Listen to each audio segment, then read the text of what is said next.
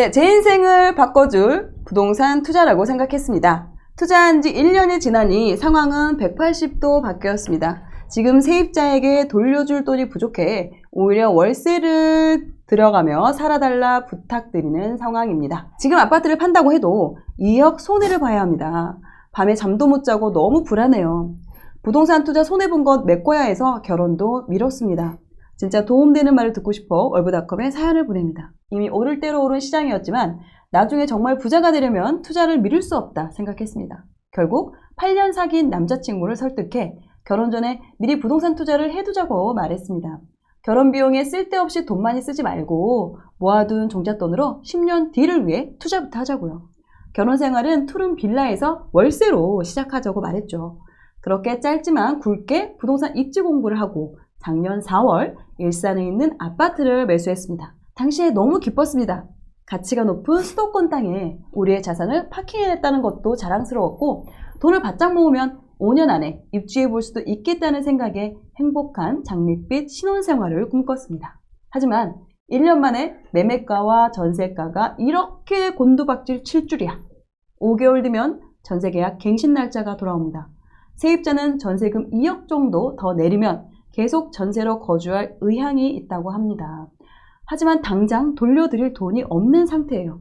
열심히 야근하며 돈을 모으고 있지만 억 단위의 돈을 당장 돌려드리기에는 역부족입니다. 전세 만기가 돌아오는 7월까지 모으더라도 6천만 원만 간신히 돌려드릴 수 있는 상태. 나머지 돈은 역월세로 돌려야 하는 상황입니다. 상황이 이렇게 되고 나니 제가 분수에 맞지도 않게 너무 무리해서 투자했다는 생각이 듭니다. 사귄 지 8년 되는 남자친구와 올해 결혼하자고 했었는데 결국 돈 문제로 결혼도 2년 미룬 상태입니다.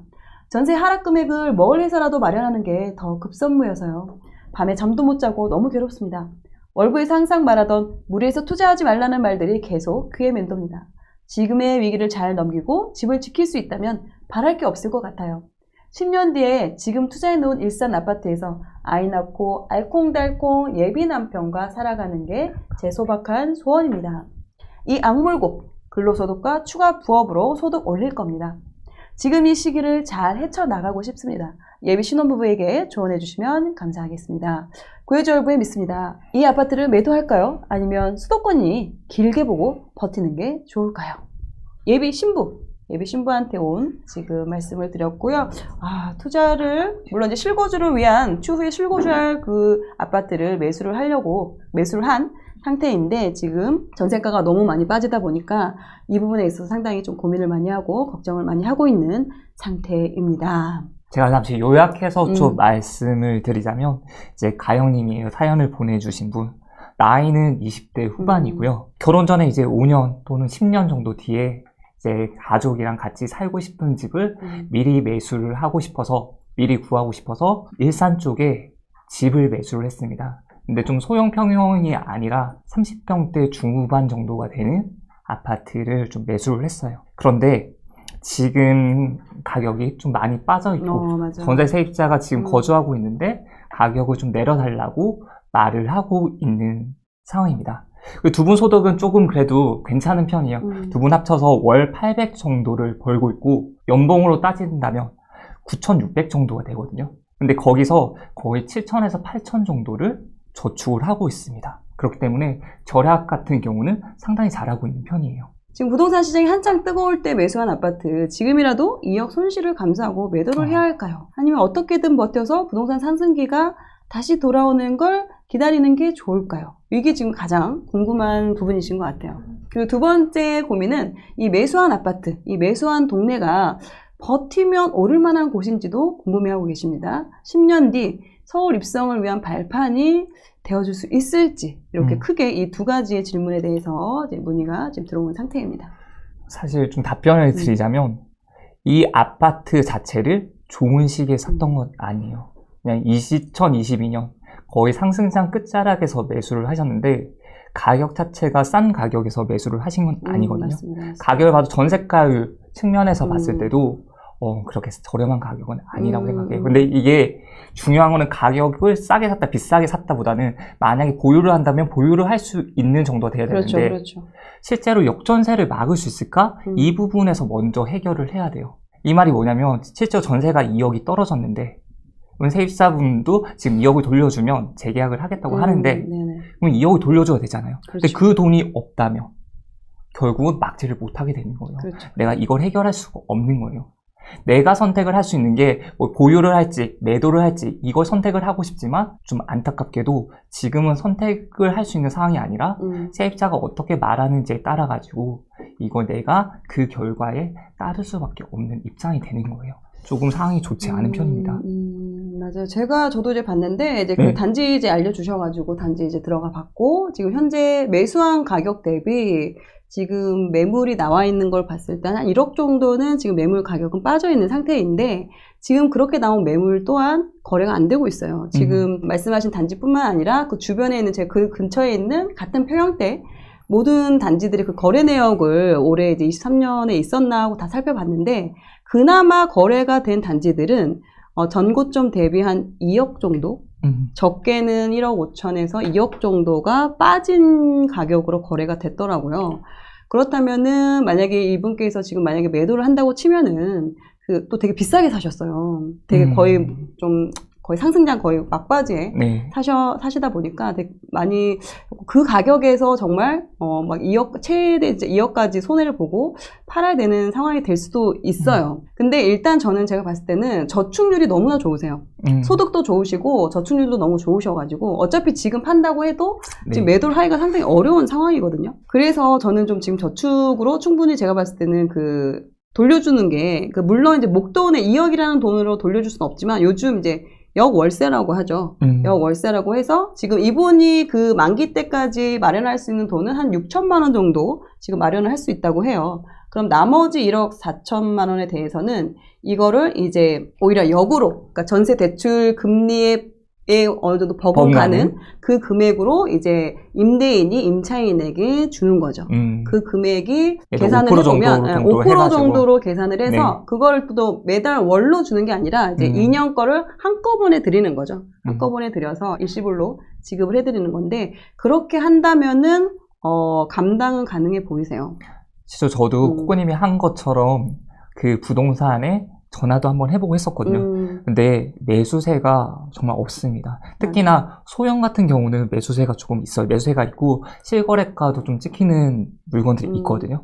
그런데 중대형을 넘어갔을 때는 30평 후반부터는 거의 실거래가 찍힌 게 진짜 정말 드물게 있어요. 이건 역세권이냐 아니냐를 떠나서 인근에 있는 집들이 대부분 실거래가가 거의 찍히지가 않을 정도예요. 그래서 지금 이분 같은 경우는 어쨌든 지금 매도를 할 수 있는 상황도 아니고 지금 일단은 이 세입자분을 최대한 잡아야 돼요. 만약에 이분을 내보내면 더 낮은 금액으로 전세 계약을 해야 되는 상황도 있고 전세도 좀 잘 안 나가는 상황이라서 어찌됐든 지금은 또 매도를 할 수 있는 상황도 아니고 팔리지도 않는 상황이니까 지금 이제 역월세로 좀 세입자하고 좀 협의를 잘 해주시면 좋을 것 같고요. 근데 이럴 수 있죠. 세입자분께 좀 불안해할 수도 있겠죠. 우리 임대인이 돈이 없어서 저럴 수가 있다라는 생각을 할 수 있는데 그럴 때는 또 이제 그 전세 보증보험을 임대인이 들어주는 걸로 해서 그렇게 또 진행을 하면은 어떻게 보면 또 이제 전세금도 좀 보전을 할 수가 있으니까 그런 것도 다 좀 제시를 해볼 수 있지 않을까 그런 생각이 듭니다. 일산에 대해서 한번 좀 소개를 그렇죠. 해주실 수가 있을까요? 지금 보시는 분들 중에서 일산 지역을 안 가보신 분들도 있을 거고 맞아요. 어딘지 모르시는 분들도 있을 거예요. 저는 주로 다음 지도를 이제 지역 설명할 때 말씀을 드리는데 서울입니다. 여기 서울에 있고 저희 1기 신도시라고 한다면 분당, 평촌, 삼본, 부천 그리고 일산이요. 일산이 어느 정도의 위상이었냐면 제가 대학생 때 어떤 후배가 한 명이 오는데 선배들이 다 그러는 거 제 일산 살아. 이게 무슨 말이냐면 일산이 너무 좋은 곳이기 때문에 제 부자야. 뭔가 제 좋은 곳이에 제 강남 살아 이런 느낌처럼 그때 당시에는 고양시에 살아 안 그러잖아요. 그렇죠. 일산 살아. 이렇게 브랜딩이 되어 있는 지역이었습니다. 정말 잘 살고 있는 아주 거주 환경이 좋은 곳이라고 볼 수 있고요. 여기 위치를 보게 되면 서울 기준으로 서부권에 있습니다. 그리고 고양시 자체를 보게 되면 모양이 이렇게 되어 있어요. 고양시에서 덕양구가 가장 서울에 가깝고요. 그리고 그 바깥쪽으로 일산 신도시가 있습니다. 여기가 90년대 초반부터 입주를 시작했고요. 일산 동구랑 일산 서구가 있습니다. 조금 더 확대를 시켜보도록 할게요. 여기 보시면 일산이 또 유명한 곳 중에 하나가 학군지로 좀 유명해요. 맞아요. 네네네. 끄고 보도록 하겠습니다. 네. 여기서 보시게 되면 여기 보시면 후곡 학원가라고 나오죠. 학원가가 정말 잘 갖춰져 있는 거예요. 여기 보게 되면 여기는 백마 학원가라고 있습니다. 여기 백마 학원가로 쓰여져 있죠. 네네. 여기 한번 거리뷰도 보면 좋은데 여기 한번 후곡 학원가를 보도록 할게요. 아주 반듯반듯하네요. 진짜 이게 택지식으로 택지? 갖춰지다 네네. 보니까 정말 반듯반듯하게 되어 있습니다. 여기 한번 보세요. 여기가 전부 다 좀 완전 고층까지는 아니지만 이렇게 4, 5층 정도 되는 골목에 전부 다 학원이 다 있어요. 보이시죠? 전체가 학원이에요. 이런 식으로 학원가가 정말 잘 되어 있는 곳입니다. 그래서 중학교 학군 자체도 좋은 편이고요. 맞아요. 네. 그리고 좀 더 아래쪽에 가게 되면 일산 호수공원에 있죠. 일산 호수공원에 요트도 떠다니고 정말 좋게 되어 있습니다. 그리고 킨텍스라고 불리는 정말 좋은 편의시설까지도 다 갖춰져 있습니다. 그래서 이 지역 자체가 상당히 예전에 분당이랑 같은 위상을 하고 맞아요. 있었거든요. 근데 어느 순간부터는 조금씩 위상이 조금 뒤처지기 시작했습니다. 이번에 상승장 때도 일기 신도시들이 다 오르는데 일산 쪽만 조금 늦게 올랐어요. 왜 그런 걸까요? 일단 요즘 중요시하는 게 일단 신축은 이제 지났죠. 90년대 아파트다 보니까 신축이라고 불리는 연한은 지났습니다. 그렇기 때문에 신축에 그런 후광은 없는 거죠. 최근 많이 보는 게 교통적인 부분을 많이 보는데 교통이라고 보기엔 3호선 거의 끝이에요. 그렇기 때문에 서울까지, 강남까지 또는 서울의 중심 입지까지 도착하는 데까지 시간이 많이 걸려요. 다른 일기 신도시들보다는. 그렇죠, 그렇죠. 그렇기 때문에 조금 좋지 않은 상황이었어요. 강남 접근성에 있어서 다른 신도시 대비 네. 좀 아무래도 오래 걸리고 멀다라는 게 좀 단점인 부분이 있는 거죠. 그리고 보통 수도권이라고 하면 입지 독점성이라는 걸 가지고 빈 땅이 많지 않는 부분이 있는데 지금 일산을 보셨지 일산 서구 옆쪽에는 좀 빈 땅들이 많이 있어요. 그렇기 때문에 거기가 개발이 되게 되면 공급적인 측면에서 좀 계속해서 들어올 수가 있는 거죠. 그리고 그 바로 위쪽에 파주라는 도시가 있습니다. 운정 신도시. 그렇죠. 운정 신도시 알고 있죠. 맞아요, 맞아요. 거기 한번 가보시면 크레인이 정말 많이 올라가 있어요. 거기에도 공급이 쏟아지고 있거든요. 그래서 그런 점들이 봤을 때 어떻게 보면 공급 때문에 전세가가 일산이 전세가가 올라갈 때 조금씩 막는 역할을 할 수도 있다라고 볼 수도 있는 겁니다. 거주하기는 아이 키우고 거주하기는 환경적인 부분, 뭐 학군적인 부분 너무나 이렇게 또 계획된 도시니까 너무나 살기는 좋은데 이제 아무래도 이제 강남이나 그 직장과의 그런 거리에 있어서는 좀 불편함이 많이 있다 보니까 그런 부분이 좀 영향을 준 것 같습니다. 그리고 장점이라는 게 최근에 이제 일기 신도시 특별법이라고 들어보셨나요? 네네네. 거기서 어떻게 보면 가장 좋은 지역, 개발이 되기 가장 좋은 지역은 일산일 수가 있는 거예요. 그 이유는 일산이 용적률이 가장 낮습니다. 평균 용적률이 169%예요. 170%보다 더 낮아요. 높은 데는 200%가 넘어가거든요. 근데 여기는 이제 개발을 하게 됐을 때는 조금 더 많은 주택을 지을 수가 있다는 거죠.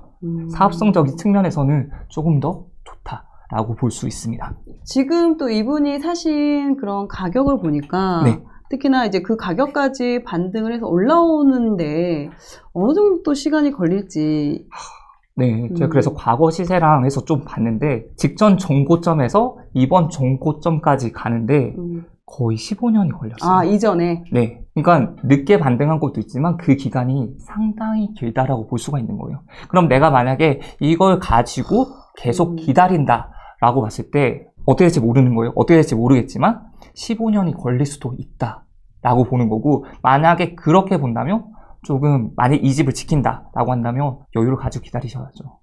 이게 당장 오를 거야. 이것보다는 내가 여기 지역은 입지는 괜찮은 게 사람 살기는 좋으니까 좀 기다리면서 지켜보자. 이렇게 볼 수가 있는 거죠. 이게 좋은 지역인 거는 맞을 수 있으나 뭐 여러 가지 뭐 학군이나 이런 부분에 있어서 좋을 수는 있으나 이게 가격이 또 이제 너무 비싸게 사버리면은 그 가격까지 회복하는데 시간이 꽤 걸릴 수 있다. 네. 사실 15년이라고 하는 시간이 긴 시간을 놓고 보면 그럼요. 짧을 수 있지만 사실 내가 한 집에 살면서 15년을 기다린다는 거는 아이를 낳고 그 아이가 중학생까지 되는 시간의 기간이거든요. 그 기간 동안 집값이 오름이 없이 그대로 지속적으로 가고 있다. 이거는 사실 내 집을 구하더라도 쉽지가 않아요.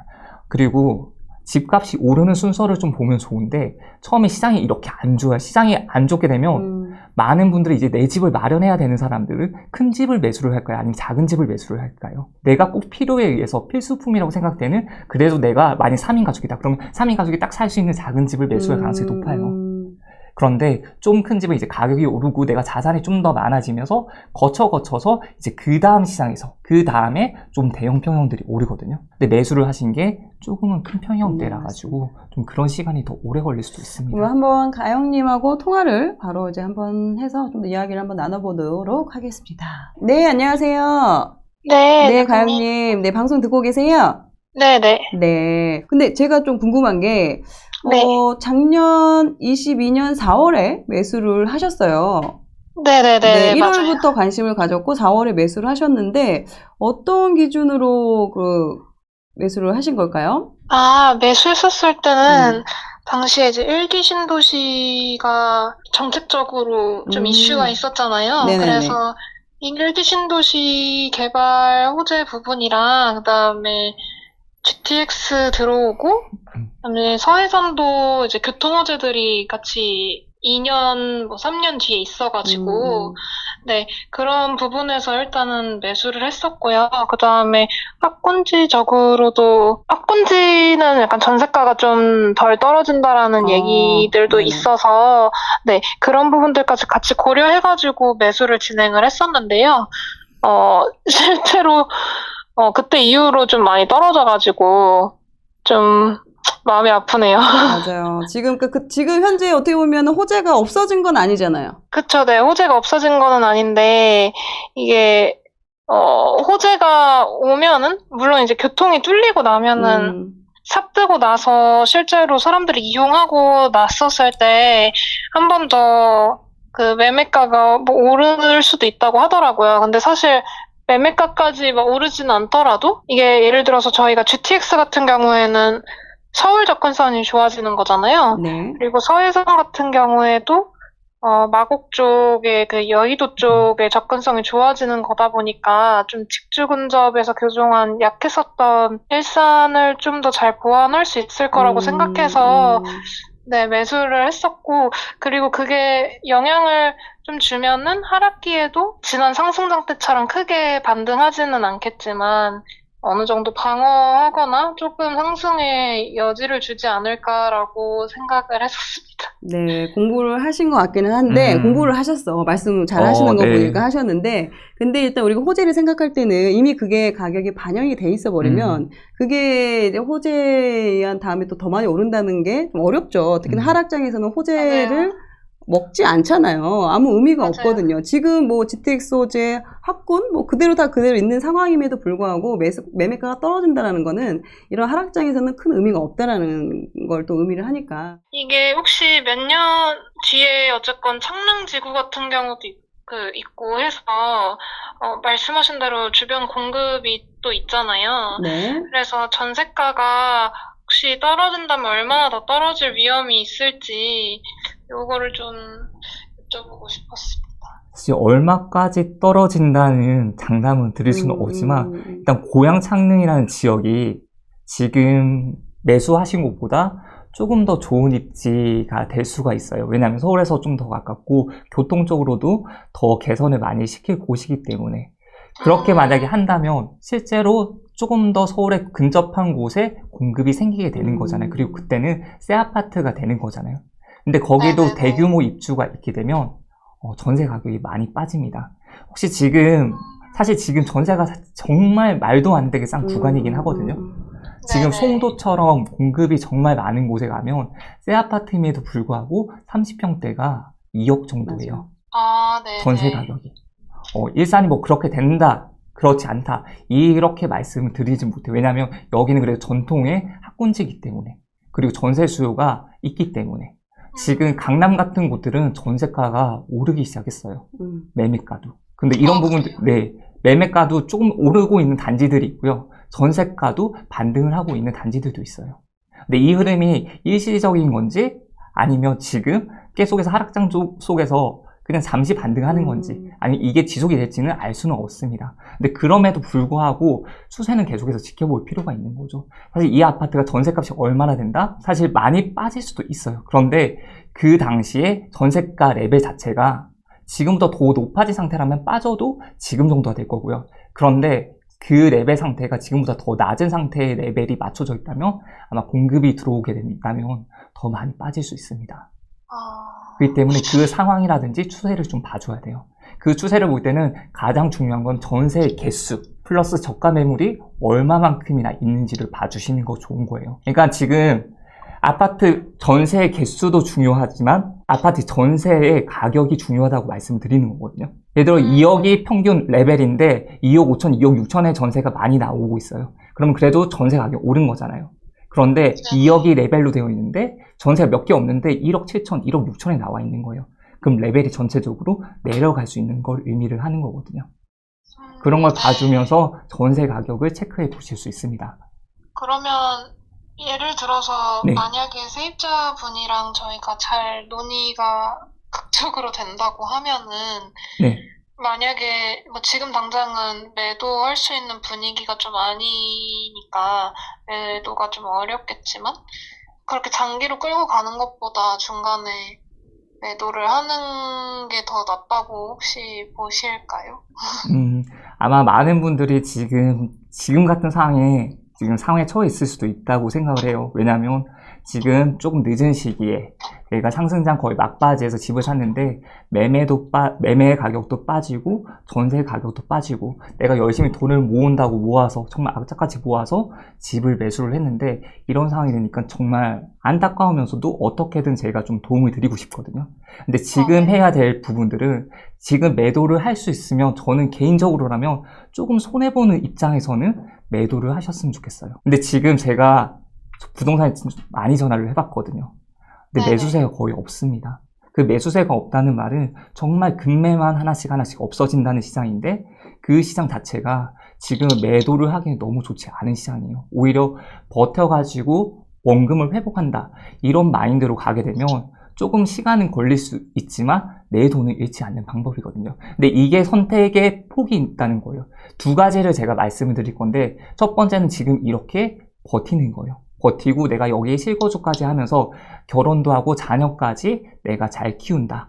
이 관점에서 말씀을 드리는 거고 두 번째는 지금 혹시 투자 공부를 하신 지 얼마 정도 공부를 하시고 이 집을 매수하셨어요?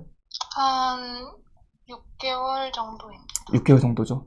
이렇게 큰 결정을 하는데 6개월 정도를 공부를 하고 매수를 하셨어요. 생각하실 때 조금은 빠르게 매수를 하셨다고 생각하나요? 아니면 그래 나 충분히 공부하고 나 그 짧은 시간이지만 갈아 넣었어. 나 이 정도면 충분히 좋은 집 매수할 수 있겠어. 라고 생각을 하고 매수를 하셨나요? 당시에는 후자였는데 지금 네. 와서 보면은 전자가 맞는 것 같아요. 그쵸. 그러면 내가 지금은 6개월이지만 1년 또는 2년 동안 더 공부를 많이 하게 된다면 지금보다 더 좋은 기회에 좋은 집을 매수를 할 수가 있을 거잖아요. 사실 지금 집의 가격이면 제가 가격도 다 찾아봤거든요. 다 찾아보니까 이 집을 매수한 금액이라면 지금 서울의 강동에 있는 30평대 아파트를 매수할 수 있습니다. 어떻게 보면 조금 더 좋은 곳으로 이사를 하고 싶으신 거잖아요. 맞아요. 사실은 좋은 기회가 있을 때 내가 그 기회를 잡을 수 있는 실력이 있다면 그 기회는 진짜 내 기회로 만드는 거고 근데 그 기회를 잡을 수 없는 실력이 된다면 나는 그 기회를 그냥 뜬 눈으로 보내게 되는 거거든요. 첫 번째 버티는 거랑 두 번째는 매도를 조금 적은 돈으로 손해보고 매도를 하는 걸 제가 말씀을 드리려고 했습니다. 그 손해보는 정도를 네. 어느 정도로 혹시 그쵸. 보면 좋을까요, 제가? 저는 지금 모을 수 있는 돈이 그래도 다른 분들보다 조금 많은 편이에요. 7천에서 8천만 원 정도를 모으실 수가 있잖아요. 1억 내에서 좀 막을 수 있다면 1억 정도라면 저는 그래도 지금 그걸 포기하고 2억을 하게 되면 사실 지금 가영님 사정에서는 남는 돈이 없어요. 다음 투자를 이어나갈 수도 없어요. 다음 맞아요. 집을 마련할 수도 없어요. 그런데 그게 제일 걱정이에요. 그렇잖아요. 2억을 하게 되면 그냥 내 집을 지키는 게 더 나을 수가 있는 거예요. 네네. 대신에 1억보다 좀 더 적은 금액을 손해를 보고 만약에 매도를 하게 된다면 그 다음 플랜을 생각할 수 있잖아요.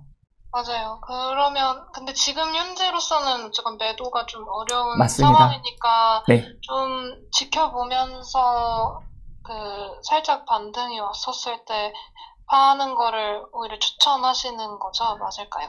네, 지금 팔려고 노력은 한번 해보세요. 노력은 해보시고 사실 아직까지 완벽한 노력은 하지 않으셨잖아요. 맞아요, 맞아요. 네. 근데 노력을 안 해보고 안 낸다는 건 사실 아닌 거거든요. 팔 수 있는 노력을 다 해보셔야 돼요. 그 노력을 했는데 안 되면 그때는 어쩔 수 없이 세입사분이랑 잘 협의해가지고 여월세라든지 좀 전세 계약을 해야 되는 부분이 있을 거고 그 전에는 노력을 해보셔야 되는 겁니다. 참 어렵네요. 어렵죠. 왜냐면 그런 말들을 해요. 보통 집을 사는 건 쉬워요. 그냥 돈이 있으면 살 수 있으니까. 근데 이걸 유지하거나 보유를 하면서 나중에 매도까지 하는 게 정말 어려운 거예요. 특히나 시장이 좋을 때는 누구든지 매수를 하게 되면 가격이 오르니까 너무 기분이 좋죠. 그런데 결국 큰 상승 뒤에는 큰 하락이 있는 거예요. 전세도 마찬가지예요. 전세 같은 경우도 전세가 많이 오르게 되고 전세가율이 많이 높아지게 되면 그 다음엔 전세값이 하락이 있는 거예요. 그게 어떤 시장이냐면 결국 시장이 좋다는 말은 공급적인 측면에서도 분양을 하면 분양이 잘 돼요. 그럼 공급을 막 하게 할 수가 있는 거죠. 근데 반면에 그 시장이 오랫동안 계속 갈 수는 없는 시장이에요. 공급이 많아지고 하다 보면 전세값이 내려갈 거고 전세값이 매매값을 끌고 내려가는 그런 상황이 발생을 하는데 그럼 그럴 때 당연히 다시 또 공급이 없어지고 다시 또 매매값이 좀 주춤하고 다시 또 전세가 올라가는 그런 시장의 연속인 사이클이거든요. 그 시장 속에서 내가 어떤 기회를 잡을 수 있을지 잡아야 할지 이 부분을 좀 잘 보시면 좋을 것 같습니다. 근데 지금 대형을 매수를 했어요. 대형을 매수한 이유가 있으세요? 대형 매수했었던 이유는 집을 팔게 되면은 계속 양도세 같은 걸 내게 되잖아요. 네. 네, 그래서 나중에 들어갈 집을 사자라고 좀 예의가 됐었었어요. 그러니까 실거주할 집을 미리 지금 산다라고 판단을 하셨던 거죠? 맞아요, 맞아요. 예, 어쨌건 젊었을 때는 뭐 아이도 없고 자녀도 없고 하니까 좀 작은 데서 뭐 빌라나 원룸이나 뭐 투룸 이런 데서 살아도 되는데 나중에 이제 아이가 생기고 가족이 꾸려지고 나면은 좀 큰 집으로 계속 이동을 하게 되잖아요. 네. 이제 그렇게 큰 집에 나중에 살게 될 거를 미리 파킹해놓고 그 전에는 뭐 월세나 이런 데서 좀 살짝 몸테크를 하면서 살자라고 원래 얘기를 했었었어요. 네, 그럼에도 좀 너무 대형이죠. 네, 지금 세 식구 살기에는 그러니까 네. 국민 평형이 딱 좋은데, 근데 어찌됐든 뭐 그래도 그런 의미에서 대형을 매수한 부분이 있고, 근데 지금 현재, 여기 나중에 추후에 들어가서 살 거를 생각하고 매수를 하셨다고 했잖아요. 맞아요. 그럼 그 부분은 달라진 게 없죠? 그렇지 그쵸, 않나요? 네네.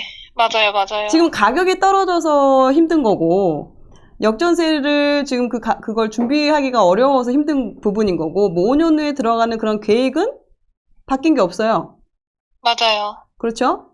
근데 네. 지금 현재, 물론 이제 주인이 말씀하신 것처럼 뭐 이렇게 1억 정도까지 되게 큰 돈이죠. 근데 그걸 이제 손해보면서도 매도를 할 필요성이 있다, 노력을 한번 해보시라고 말씀을 하셨지만, 근데 그게 또 잘 안 된 경우에는 어떻게 보면 지금 본인의 그 실거주 계획이 있으시니까, 그리고 현재 소득이 그래도 꽤 되세요. 맞아요. 저축도 상당히 잘하고 계시거든요. 지금 보면은 저축률이 거의 잘 안 쓰시는 것 같아. 거의 한 20% 정도밖에 안 쓰세요. 거의 한 맞아요. 80%를 저축을 하고 계시거든요. 그러면은 가영님이 계획하셨던 그 5년 후에 실거주할 수 있는 그런 부분들이 그 계획에는 변함이 없어요. 맞아요, 맞아요. 그 중간에 역전세만 잘 대응을 하면 계획하신 대로 5년 후에 들어갈 수도 있는 거죠. 네, 근데 이제 맞아요. 가격이 떨어져서 괜히 기분이 안 좋고 너무 이제 속상하고 이런 부분이지만 실질적으로 가영님의 그 플랜은 이상은 없다. 실거주하기로 한 그 부분에 대해서는 이상은 없다. 맞아요. 5년 뒤에 만약에 모아서 뭐 들어갈 수 있으면 어쨌건 뭐 풀로 지금 저희 아파트 가격만큼 다 모으진 못하고 아마 주택담보대출을 대출을 받겠지만 활용을 하겠지만 네네네. 그래도 들어갈 수 있어서 그때 살면서 기회를 다시 노리고 말씀하신 대로 좀 어느 정도 보전을 해서 뭐 손실을 1억을 보고라도 그때 팔 수 있으면 그렇게 할 수 있으면 다행이죠. 그렇죠. 맞아요. 왜냐면 거기가 또 실거주하기 상당히 좋아요. 맞아요. 실거주하기 너무나도 그걸 보시고 좋아요. 또 이제 매수를 결정을 하신 거니까. 저축을 너무 잘하세요. 어떻게 20%만 쓰고 80%를 저축할 수 있는지, 또 뭐 투자는 좀 아쉽지만, 집을 산건 좀 아쉬운 부분이 많았지만, 그래도 그 저축하는 꿀팁이나 이런 거 있으시면 또 저희 시청자분들한테 또 알려주면 너무 좋을 것 같거든요? 목표가 있으면 안 쓰겠다고 생각하는 게 제일 맞는 것 같아요. 저는 목표를 잡고서 모아야겠다는 생각이 들면은 극단적으로 안 쓰려고 하는 편이어가지고. 이게 일반적이지 않거든. 이게 어떻게 이게 가능하지? 네. 그럼 친구들 안 만나요? 친구들 만나서 뭐 경조사나 이런 것도 또 써야 되는 경우가 있는데 돈 아낄 때 경조사의 부분이 되게 어렵거든요. 그건 어떻게 하세요? 일단 다행히 제가 회사에서 밥이 나오기도 했었고요.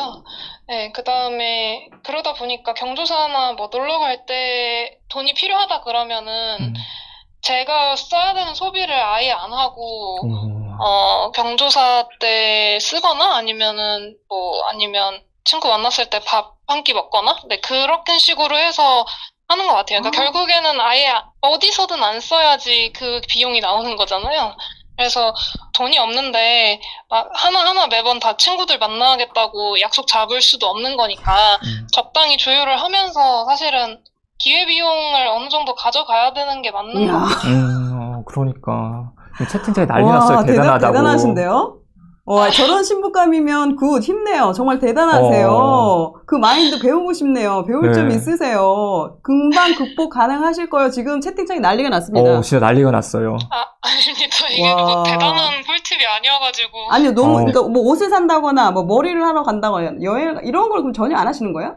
네, 웬만하면 안 하려고 하고 있고요. 지금은 어쨌건 전세가 돌려드려야 되니까 더 극단적으로 사실 줄이고 있는 부분이기는 하고, 네, 만약에 필요하면 저는 그냥 옷을 안 사요. 네, 옷을 안 사고, 기존에 있었던 걸로 입어도 충분하니까요.